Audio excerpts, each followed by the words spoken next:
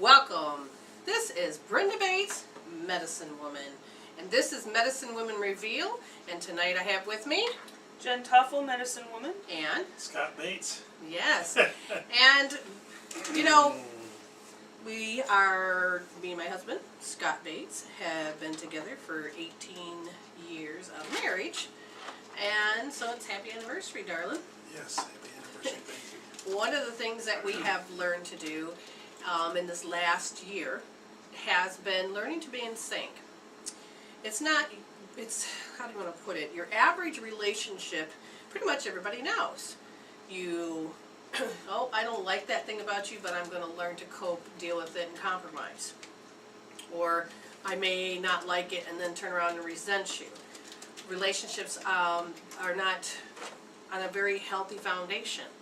And what I have been doing is every time I do what I call becoming a spiritual human is I use closure. I resolve issues. If I feel the intensity of being resented, if I feel that coming from him, I heal it on my end. If I feel I resent him, then I have to heal it on my end. And then he has to be responsible for his part of how he's going to react or how he's going to receive.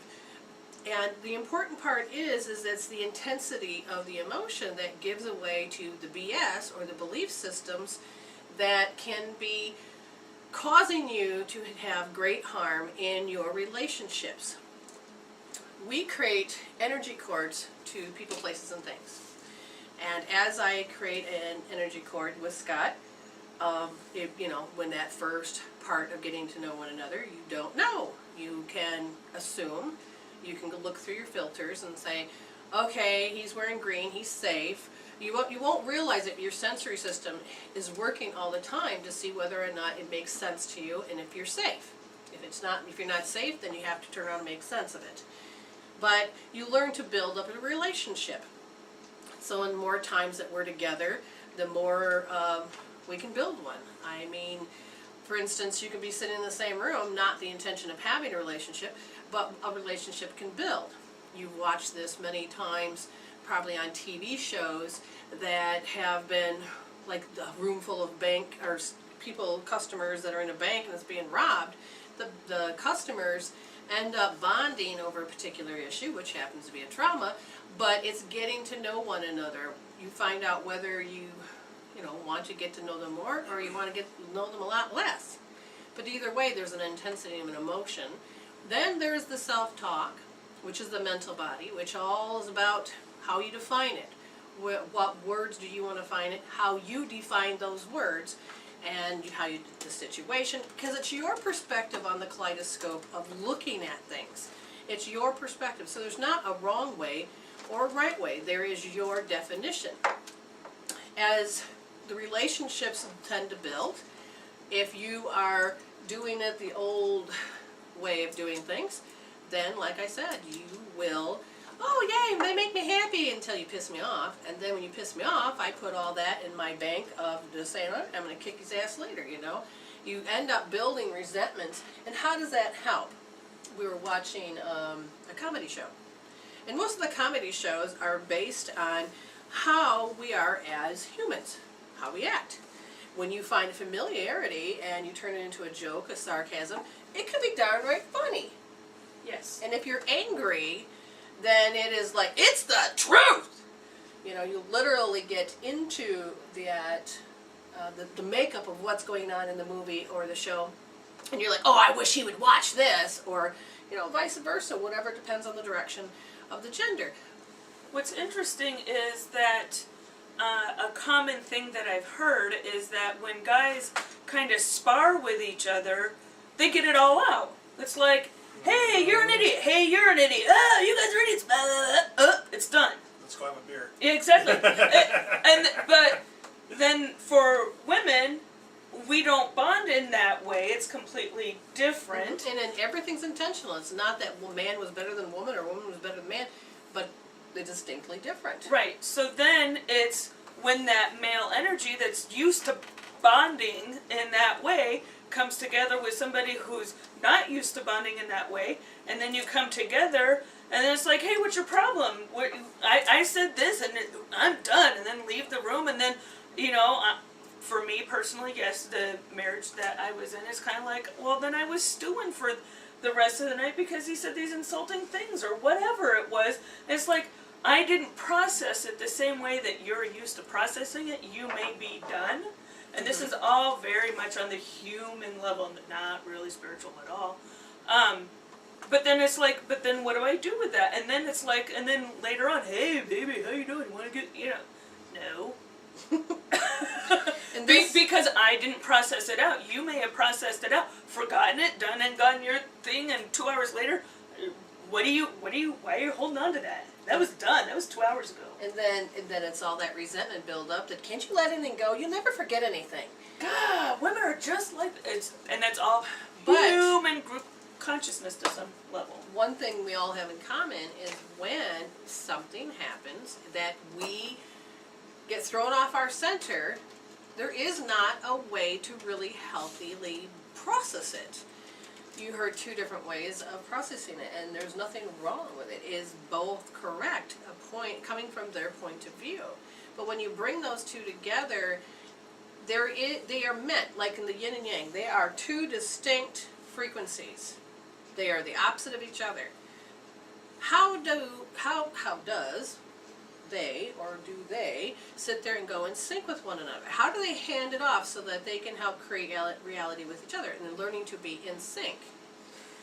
And it's about that processing. And since December, or I should say January of this year, I basically said, okay, Scott, if we're going to be in this relationship for the rest of our life, let's do something different.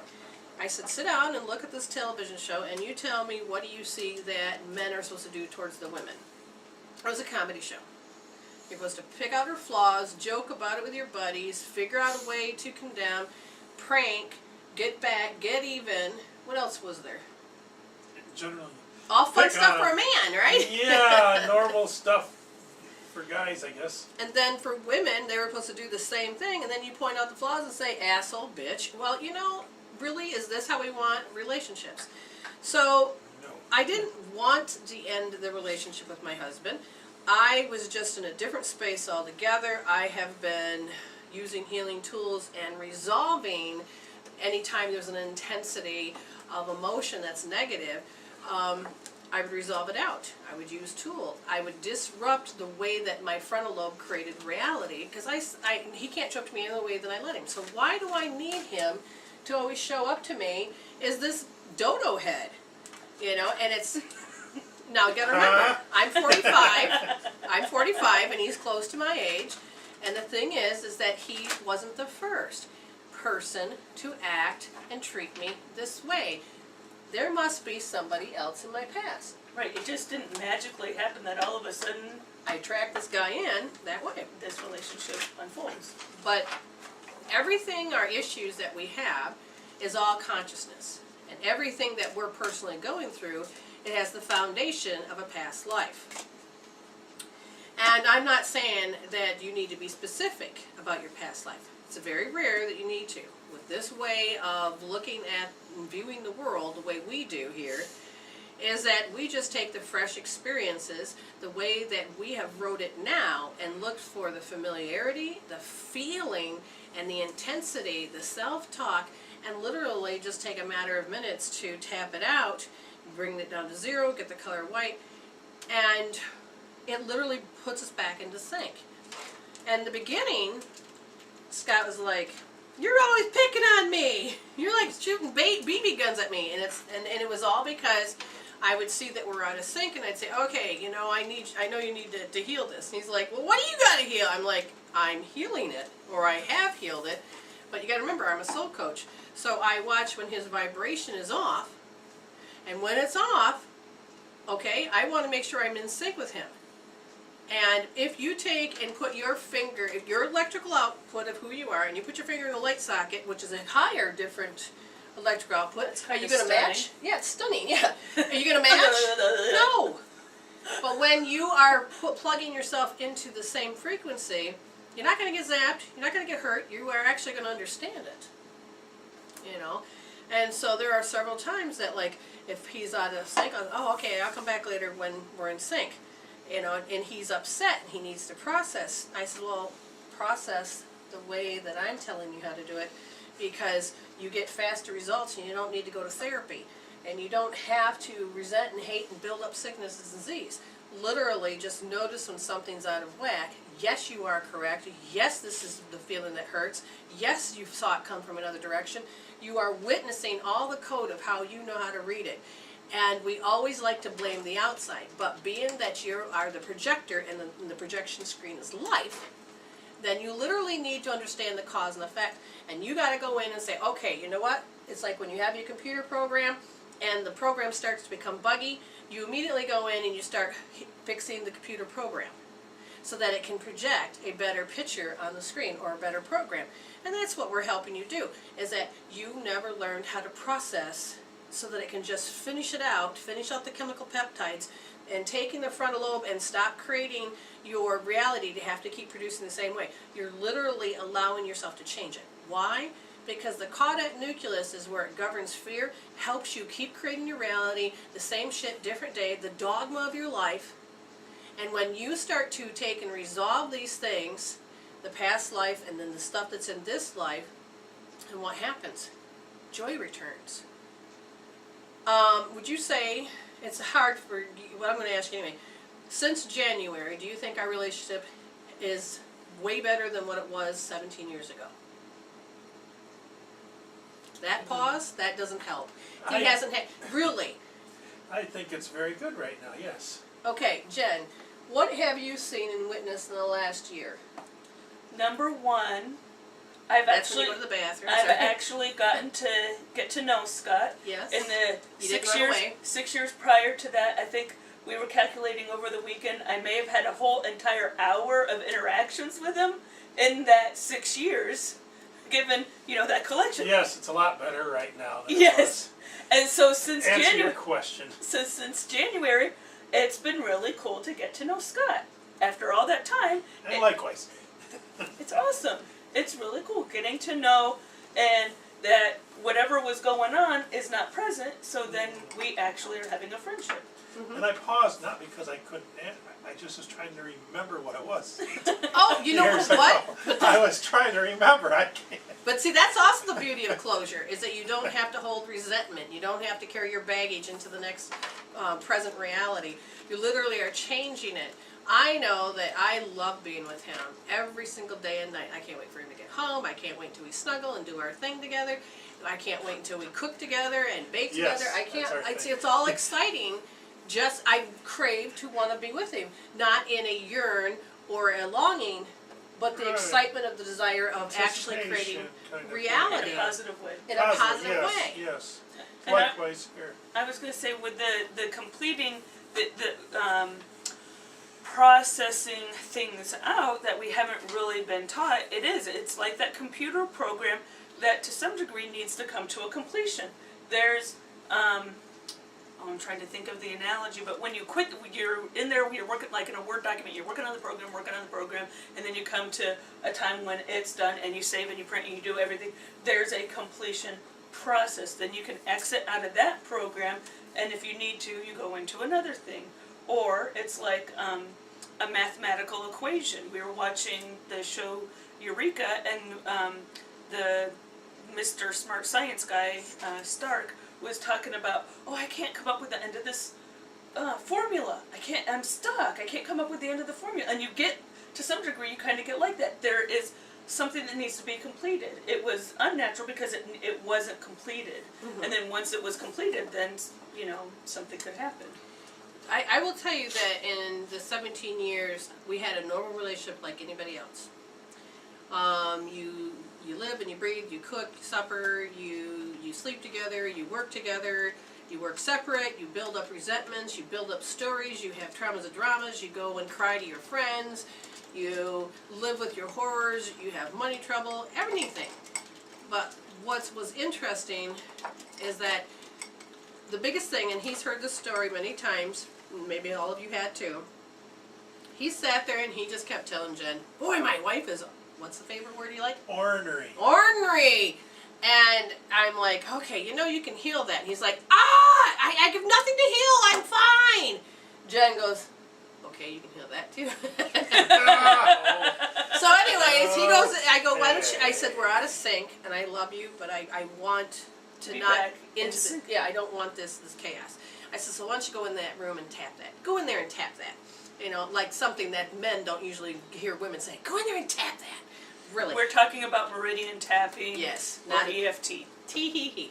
Anyway, so he after he was done, and then I'm on the computer and he's over on his computer and Jen's working on her computer behind me, and the next thing you know, I'm laughing at something, I can't remember what it was, and the next thing you know, you hear from the other room, I can't remember exactly what we heard, it was something like, Oh, she's laughing or happy. hey Being Jen, nice. look at, my wife's not ornery, she's being nice. And then Jen looks at him like, oh, it only took you this many years to catch up. Well, Scott, meet Brenda. Brenda, meet Scott. This is the way she's always been to me. And remember, no one can show up to you any other way than you let them. And it's your filters, it's your programs, it is your house. Yes? Everything good? Mm-hmm. And the thing about how we have experienced it, now you're also talking going back to genetics and then encodings. You know, I've talked about this many times. But the one thing about this illusion is that it's all mathematical encoding.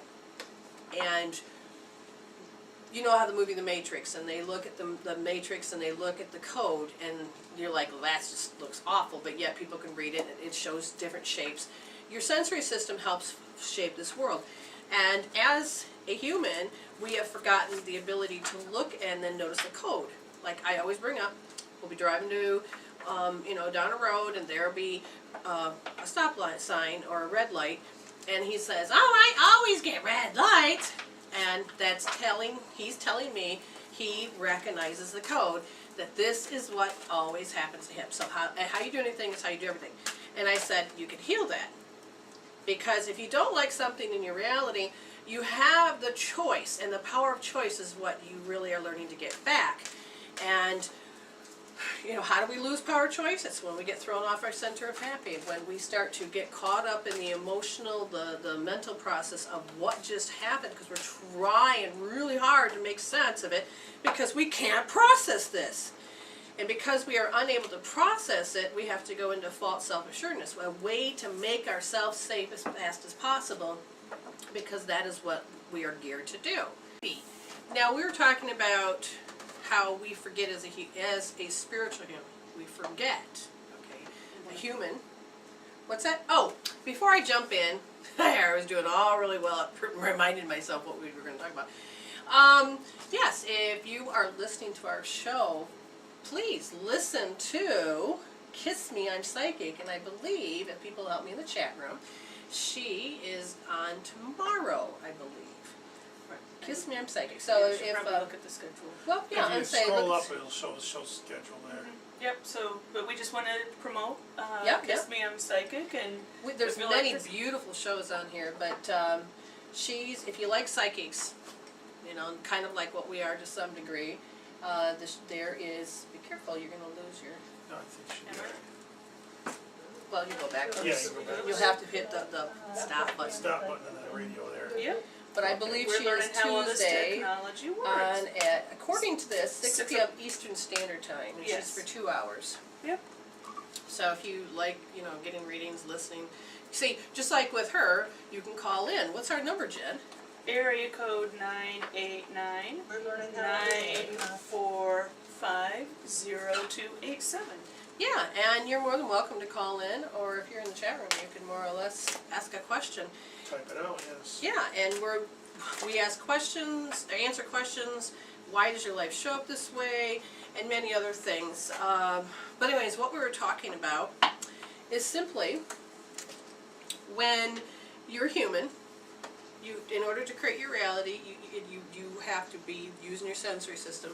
And without realizing it, you forgot that you know how to read your projection. And so we get caught up in being so human when we don't understand why we keep getting red lights, why this happens, why this occurs. but it is all of the cause and effect of everything that happens within ourselves. Now, David has been in the chat room, and can you scroll up a little bit so you can, he was interacting with us, which is good. We love interaction. So, David said, wherever you want to begin, not many people realize that is how we react. How you react to a situation determines its outcome. Okay, you gotta learn to talk a little louder if you're gonna do that. Okay, If you're I'll gonna try take to talk over. louder. But anyways, how you react in a situation determines your outcome. Well, you're basically the outcome. You have already had the program of what it's going to be. So then what you do is you actually predict by running to the end of your timeline and saying, oh, I know that's going to happen. And instead of standing back spiritually and going, oh, I have this projection, I created it this way. Do I really like to? I'm going to take my power of choice back. And by taking and tapping out the intensity, tapping out the decision, which is now limited, changing your future. You literally get to change, not control, but to change that I don't want to participate with that. David also said he always gets red lights because he goes into the car with the mindset that he will hit all the red lights again. That's absolutely. You were saying you're used to doing that, right? Years ago I used to. Yeah. Now, his wife always gets green lights, and I said he used to complain. I says, no, you're getting benefits. You should be saying, yay, green lights come. But yes, we don't realize that we are in a mindset, and one of the things that I help you understand is the renewing of the mind that helps you stop being of the world. You don't have to be so involved in that particular world. So when you're healing, you have to heal not in the same mind that created it. You can't. Einstein says you can't solve the problem with the same mind that created it. So it's the renewing of the mind, and it's literally when Scott said, hey, when you asked me that question, what was those 17 years like, he kind of forgot. He wasn't kidding, because when you've tapped out resentment, when you've tapped out and renewed the mind of all the stuff, use hope therapy. Yeah, I use hope therapy a lot. What happens is it resolves the issue, and you don't have to pull it back up. You don't have to wring your dirty laundry. You don't have to, because it's resolved. And literally you forget, what was I working on? Because you changed the frontal lobe, the way you create your thought patterns. You're literally pruning your own trees. The magic tree is what we call our thoughts. And you literally are changing the way that they communicate so you can create a better... You're completing the program. Yes, you're completing the program. Yeah, finishing it up. And I like this phrase. It says, what the thinker thinks, the prover proves. Now, David, I'm curious, is that your phrase, or did you get that off somewhere? Because I like to have words and then give credit to those that had done this, or whoever said it. So if you could answer, that'd be great.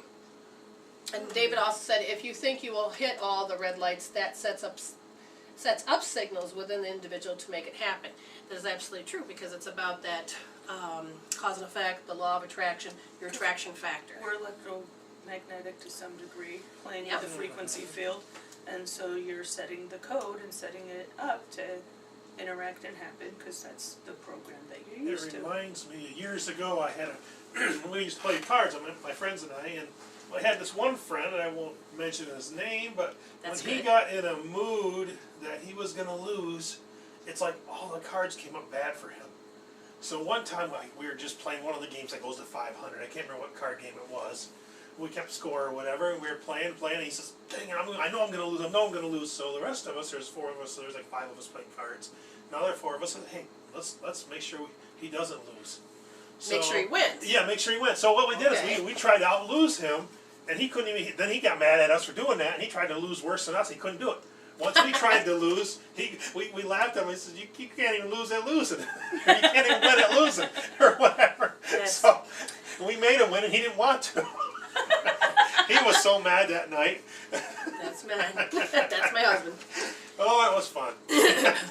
Yeah, But we had to prove to him that it's all in his mind. But no kidding, if you got him as a partner, when he got in one of those moods, like he used to get those bad luck moods. It's like, oh, the world hates me. I'm gonna lose him. Oh man, why are you my partner then? yeah, you're too. Yeah, you're with him. Yeah. Well- Anyway, that was and his mind created a lot of this. He just, I swear, he's like a magnet to having the bad cards. I just started rolling right into him. It's like the universe looks up and says, here's my wand, don't come to head. Now, Well, that's- you have to remember it's different than psychosomatic where people say it's all in your head.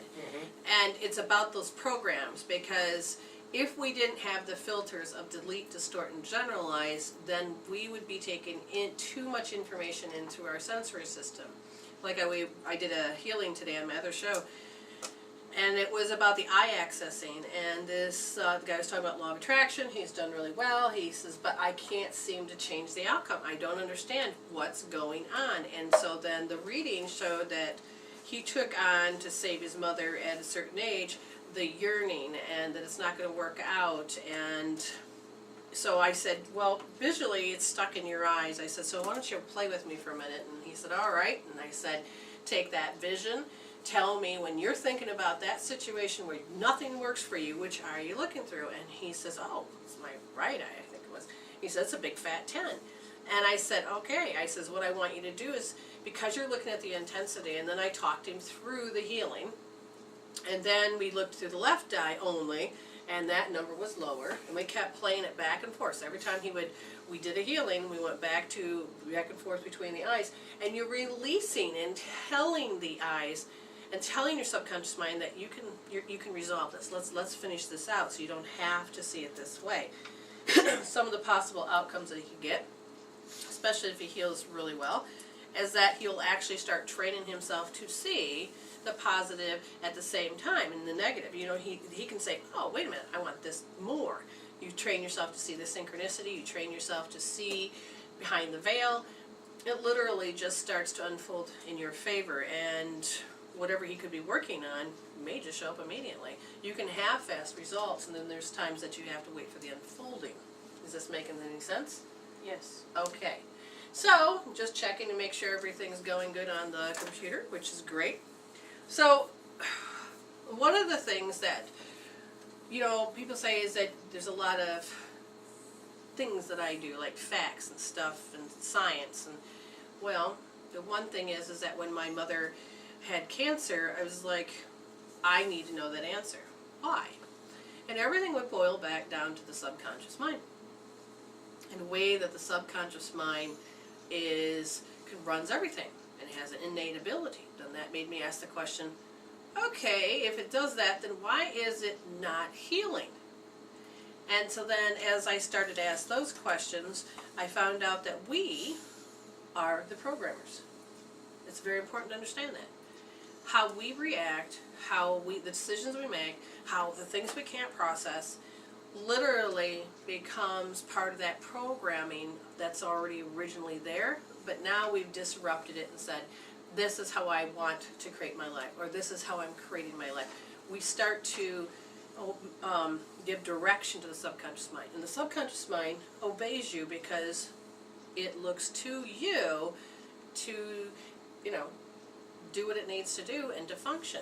So the great conflict, cancer is, have been shown to me, is the great conflict. And it's not conflict as much as conflict between two people. It's the conflict within yourself. You consciously say, I want to grow, I want to move forward, I want to do this. And another part of you, because you have a program that says, oh God, I hate this. And you're doing your best to overcome and conquer, because that's one way that you conquer fear, is through anger and to push yourself, see what you're made out of. But at the same time, there's another part of you that's tired as hell. So you're always going towards what you want and away from what you want. Some people say, well, that sounds like NLP. NLP is neuro-linguistic programming. And I got my information through all kinds of different healers, different healing systems. And I asked that I see the gems so that I can help me and anybody else that wants to come in my field. So it's not really about what our life just thinks it is. Like my mother, God rest her soul, she was tired of life. Billions of things wrong, things that she needed to resolve. I mean, she lost a son, at a very young age.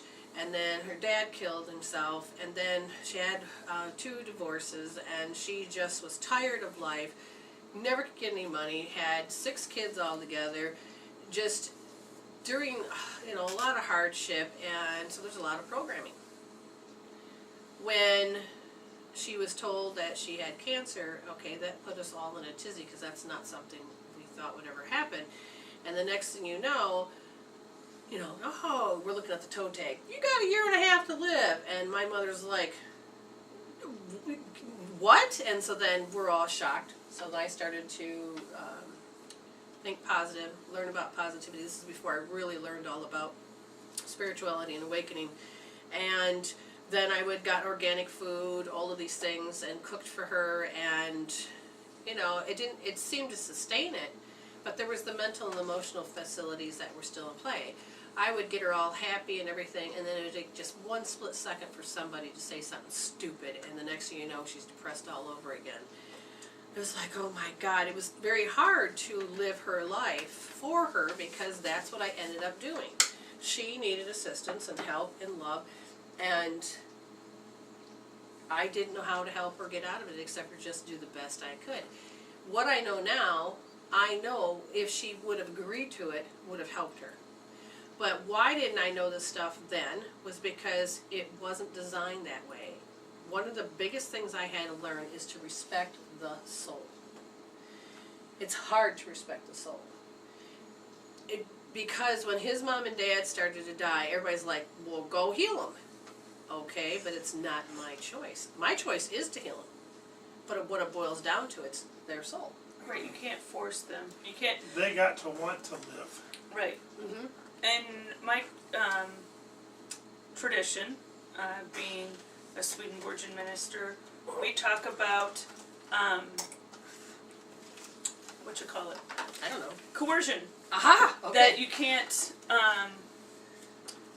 get somebody to be spiritual by coercion in any way. There's the big concept within our tradition of freedom according to reason. And it's freedom according to reason. Exactly. So, I know that disrupts you. Sorry. and so it goes back to the idea of the miracles of Jesus. A lot of people say, oh, well, did that force anybody to become a believer by looking at those or being present during the time of the miracles and that kind of thing? It was, and it enforced the spiritual, the fact that God was with us and always with us, but it wasn't a form of coercion by any stretch of the imagination. Interesting. And when people, you want the best for that person, and it boils down to what their soul wants, because consciously that person will sit there and say, I want to live, I want to do this, I want to do that. Well, guess what? It doesn't boil down to that. I just heard something come in and it made me repeat something and change it. I just felt the glitch just walk right past me, and I don't know if you guys even heard what I had said, but it didn't make sense to me. I have no idea. What are you talking about? Well, first of all, when the soul wants to die, it'll leave, and it'll do what it wants. Consciously, if the person is begging that they want to live, but if they're not connected to their soul, then it'll just look like, I have this bad disease, I'm going to die. But literally, I had said something so out of content that didn't make any sense to me. That is so funny. Yeah, if you'd like to call in, you can, and that number is, why don't you type it in there, 989-945-0287, if you like a reading. Most people don't realize, yes, we are mediums at large. A Skype caller. And Skype caller, we are back with you. Hello, I'm still here. Okay, great. Wonderful. Great. So, how can we help you? Yes, I've had interesting run-ins with a spirit, I strongly suspect. Whenever I have a difficult time or anything like that, I always get like in the arms, I always get caressed or something like how a mother would do a child, like that. And also, I strongly suspect it's a long-deceased member of my kin. Okay. And what would you like us to help you with? We can give you a general reading, or we can define. I mean, I believe you were just sharing with us a specific thing because you were telling me about your tell signs and how you know it. My what sign? Your tell signs. It's how you identify when you're communicating with spirit on the other side. And so you were just telling us about your tell sign. Is there anything else you want us to talk about with that, or do you want us to? I would like to get into detail if I'm correct on who it is and stuff. Okay, that's what I was curious about. All right, so you're going to have to hold specific moments in time that you know that you've interacted. All right, Yeah, so I'm prepared to give that out. and you talk. Do you talk to him often? Yes, like last week on a dream. Okay. So she had blonde hair, and she's an older woman. Okay, so you're not actually just getting dreams, you're actually communicating to them, with them in a dream, and you actually can see their physical form. Are you able to Yeah. smell their presence as well? Every once in a while. Yeah, they say that's how a part of you knows when it's safe. Because the first thing that we do is usually smell to bond with our parents and bond so we can root to survive by finding food. And so they're saying that yes, as far as the blonde hair and it's a woman, yes, you're becoming more accurate. Anything specific you want to know? And I know how she died. All right, let me just double check. Yes, how she dies was exactly the way you say it.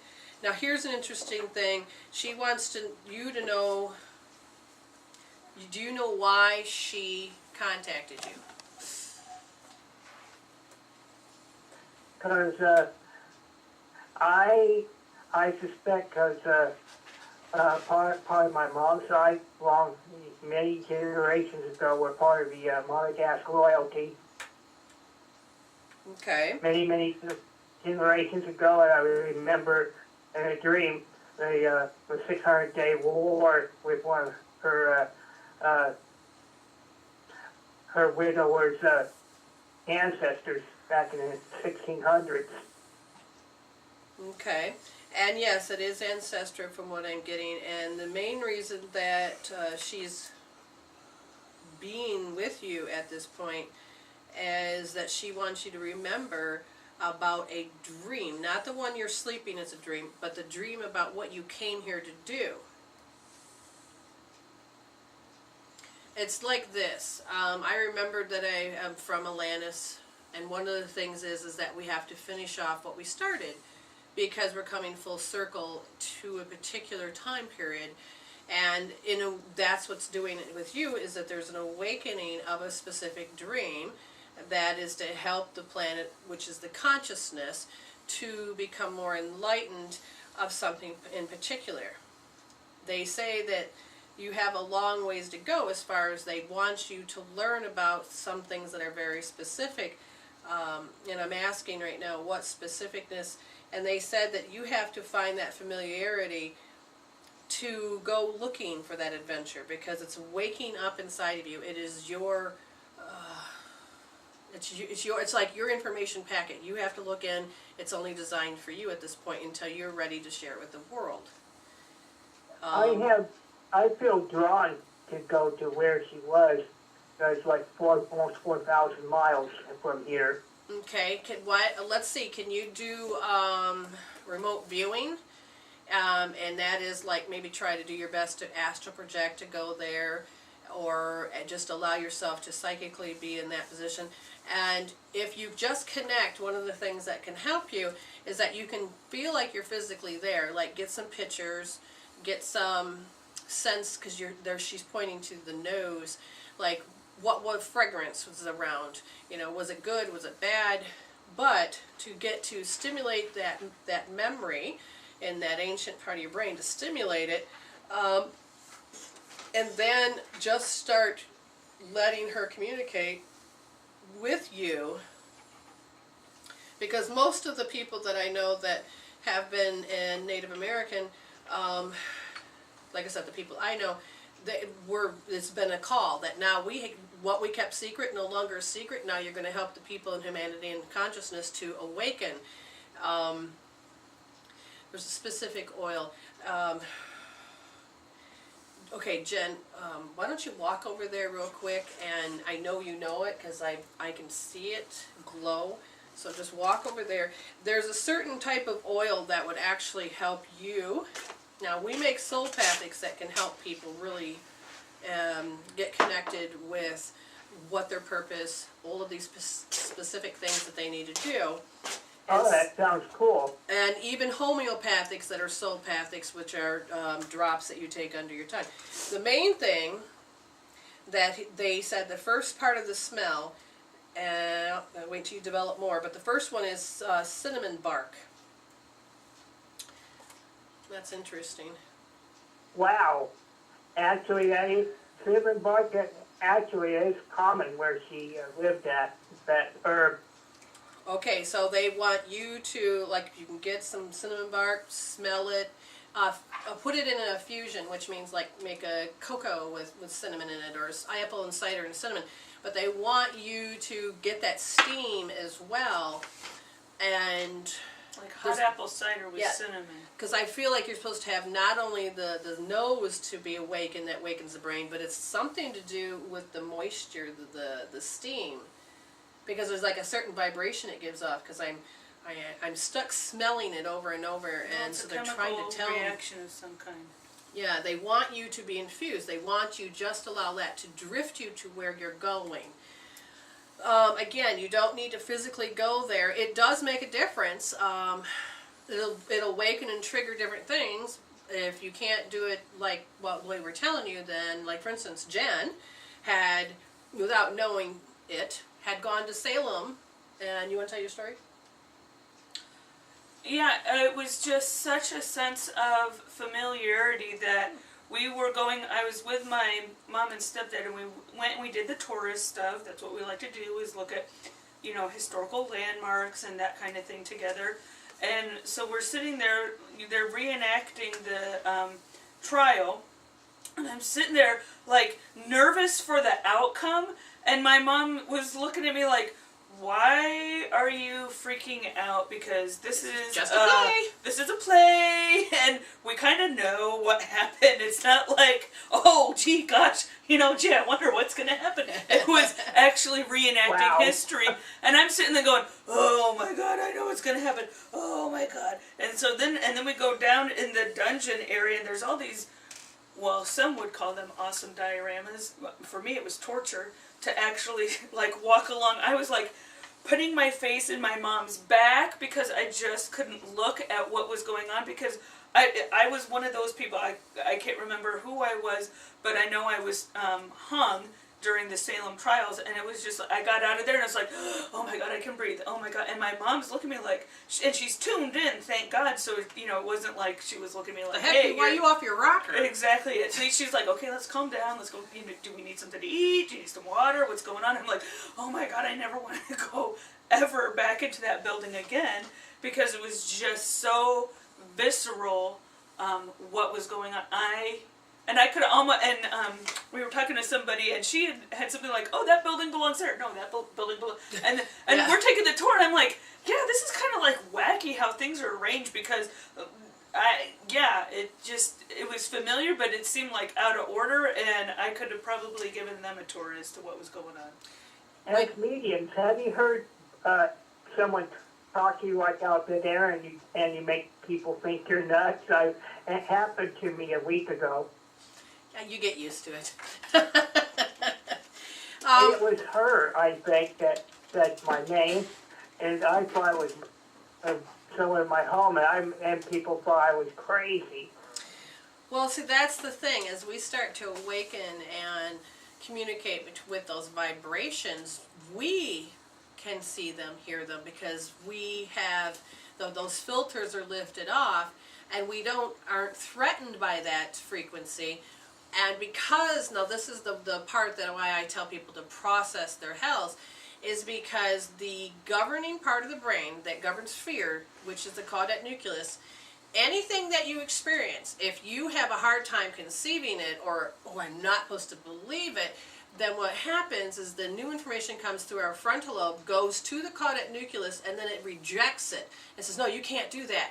Because we carry a lot of stuff where we had remembered things in the past, where we were tortured, where we have to protect ourselves again. And, well, all I can say is when you start to feel uncomfortable, or other people, or you think, now here's an interesting part.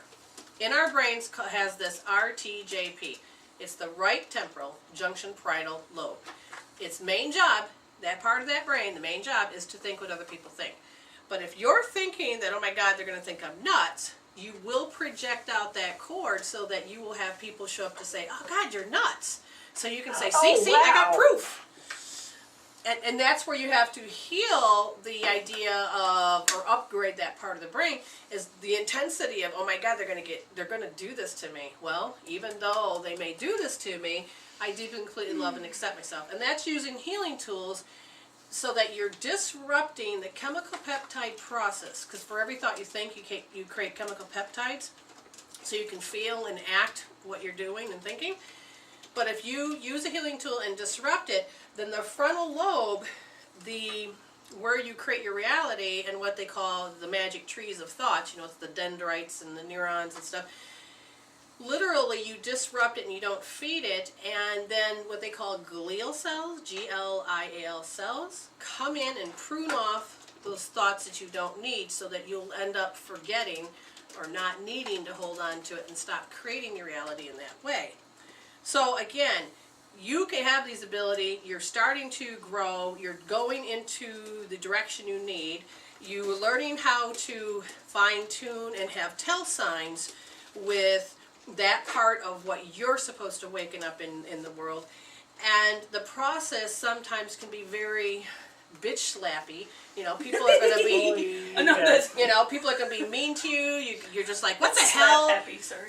Why do I have to, go through this trauma? Or you can learn to take in charge and fine tune. And if anything negative comes up, you tap it out. And literally the transition can be smooth. And then you can find like-minded people that will be and understand you because they are at that same frequency you are. At this point, we're like these drop of bucket of being over here and over here, and we can't find the like-minded people so that we can feel like we're normal.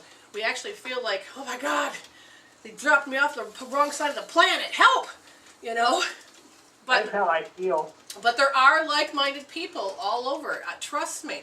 One of the things I learned to do was a healing tool called the Golden Lasso, which we have on our site.